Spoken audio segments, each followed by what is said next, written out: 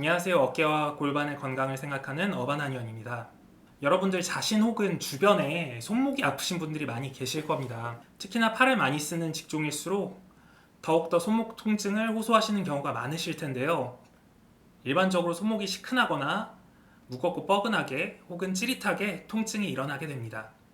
이런 경우에 병원에서 진료받으시면 단순 염증으로 진단받으시거나 간혹 가다가 손목 터널 증후군을 진단받으시는 경우도 계세요.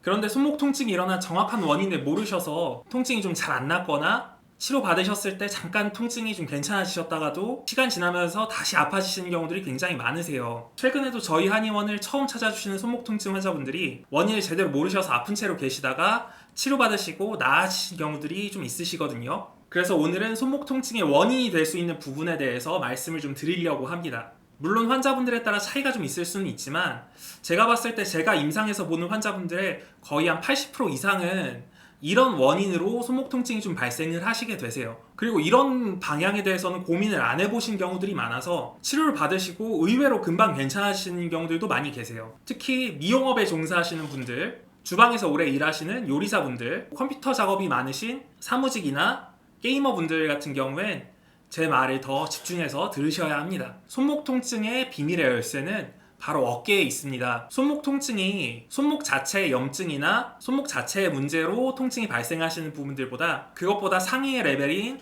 어깨나 목의 문제로 인해서 통증이 발생하시는 경우가 굉장히 많으신데요. 특히 어깨 같은 경우엔 손목 통증과 굉장히 밀접하게 연관이 되어 있거든요. 어깨는 크게 세 가지 방향으로 손목과 연결이 되어 있는데요. 첫 번째는 어깨에 있는 근육과 손목에 있는 근육이 기능적으로 연결이 되어 있어요. 우리가 손목을 이렇게 움직이게 되면 우리가 의식하고 있진 않지만 어깨에 있는 근육에도 같이 힘이 들어가게 되는데요. 이거는 손목을 움직이면서 어깨를 만져보시면 어깨에 있는 근육이 같이 움직이는 부분들을 느끼실 수가 있어요. 어깨에 있는 근육이 위팔 근육, 아래팔 근육으로 기능적으로 연결이 좀 되어 있는 부분들이거든요. 이거를 전문 용어로는 근막경선이라고 얘기를 하게 되는데요.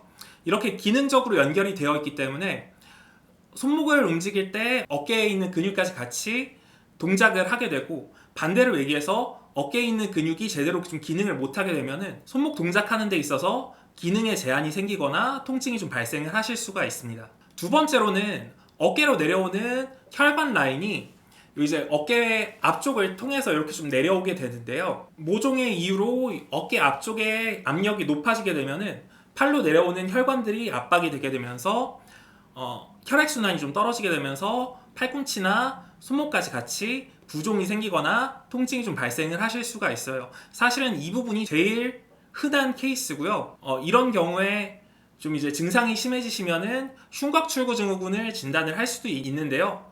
이런 부분에 있어서는 다음 기회에 또 말씀을 좀 드리도록 하겠습니다. 마지막으로는 어깨 근육이 많이 긴장하고 뭉친 부분들 때문에 팔로 내려가는 신경을 붙잡아서 잡아당기면서 이제 신경통 증상을 유발을 하는 경우들이 있어요. 팔 뒤쪽에 내려오는 신경에 있어서 근육이 좀 많이 긴장하고 경직되어 있는 부분 때문에 신경을 좀 잡아당기면서 이제 신경통 증상을 유발을 할 수가 있는데요. 이걸 전문 용어로는 포착이 되었다고 해요. 그래서 어깨 근육의 경직 때문에 손목 쪽으로 신경통 증상이 같이 발생을 하실 수가 있습니다. 물론 손목 통증이 손목 자체의 손상이나 상해에 의해서 혹은 손목 자체의 다른 문제에 의해서도 통증이 좀 발생하실 수는 있지만, 제가 보는 굉장히 많은 손목 통증 환자분들이 손목 이외에 어깨나 다른 문제들 때문에 통증이 오랫동안 남아있으셔서 오시는 경우들이 굉장히 많으시고요. 이거는 단순히 이제 다른 문제로 손목 통증이 발생하시는 분들이 많으셔서 그런 것보다는